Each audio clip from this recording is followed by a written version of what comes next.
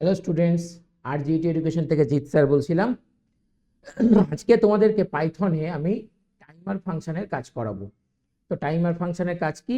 একটা নির্দিষ্ট পরিমাণ সময়ের ব্যবধান দিয়ে আমরা যদি কোনো কাজকে বারবার রিপিট করতে চাই লুপের মাধ্যমে, তাহলে আমাদেরকে টাইমার ফাংশনে কাজ করতে হয়।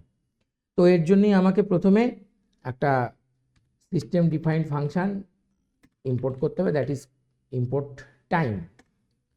এরপর আমরা এটাকে করব কি, ফর এক্স ইন রেঞ্জ করে আমরা কি করব, 3 করব।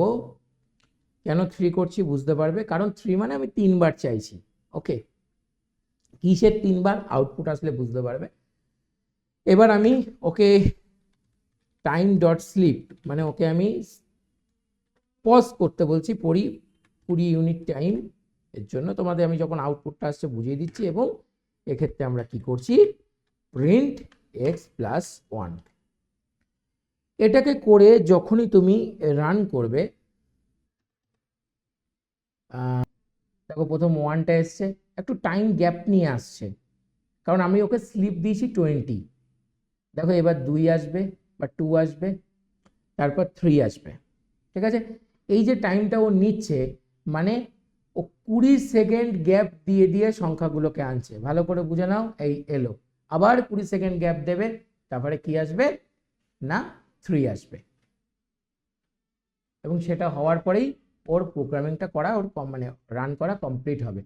তার মানে রেঞ্জ 3 মানে কি, আমি 3টে সংখ্যা প্রিন্ট করতে চেয়েছি। স্লিপ 20 মানে কি, আমি ওকে 20 সেকেন্ড গ্যাপ দিতে বলেছি, এই যে 3 এসে গেছে।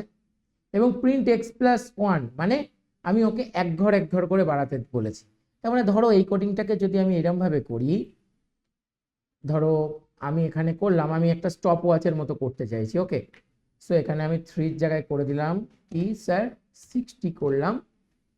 এখানে আমি টাইম ডট স্লিপ আমি জাস্ট ফর 1 সেকেন্ড করে গ্যাপ দিলাম। আগের বার 20 দিয়েছিলাম, তাই 20 সেকেন্ড গ্যাপ দিয়ে দিয়ে একটা সংখ্যা আসছিল।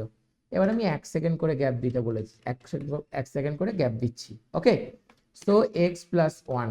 ওকে, স্বভাবতই আশা করি দেখো 1 সেকেন্ড গ্যাপ দিয়ে দিয়ে কি সুন্দর আউটপুট আসছে। এটা কতক্ষণ চলবে না, আপ টু 60 পর্যন্ত চলবে।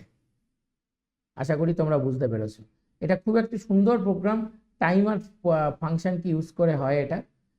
এবং এইটাকেই আমরা অ্যাকচুয়ালি টাইমার ফাংশন বলি, যেটার জন্য আমরা যে প্যাকেজটা নিয়ে করি সেটা হচ্ছে টাইম ফাংশন। এবং দেখো কি সুন্দর এক ঘর করে বাড়াচ্ছে। ওকে আমি রেঞ্জ কতটা দিয়েছি, 60 পর্যন্ত দিয়েছি, তাই ও 60 পর্যন্তই চলবে। ঠিক আছে, এবং ওকে স্লিপ করতে দিয়েছি আমি কতটা না, 1 সেকেন্ড করে ওকে আমি স্লিপিং টাইম দিয়েছি। ঠিক আছে, সো 1 সেকেন্ড পর পর কিন্তু ও দিচ্ছে। তাই স্টুডেন্টসরা, যদি তোমার স্লিপ টাইমটাকে বাড়াতে হয়, সেক্ষেত্রে তোমরা 5 সেকেন্ড বা 10 সেকেন্ডও দিতে পারো, আরও বেশি দরকার হলে করতে পারো, অথবা এরকম স্টপ ওয়াচের মতো করেও রান করতে পারো। খুব ভালো কাজ দেয় এইটা। ঠিক আছে, এই ছিল আজকের আমাদের টাইমার ফাংশনের ভিডিও। পরবর্তী ভিডিওতে আমরা তোমাদেরকে কিছু সায়েন্টিফিক পাইথন ফাংশন সম্পর্কে করাবো। ঠিক আছে, আজকের ভিডিওটা এখানেই শেষ করছি। ভালো লাগলে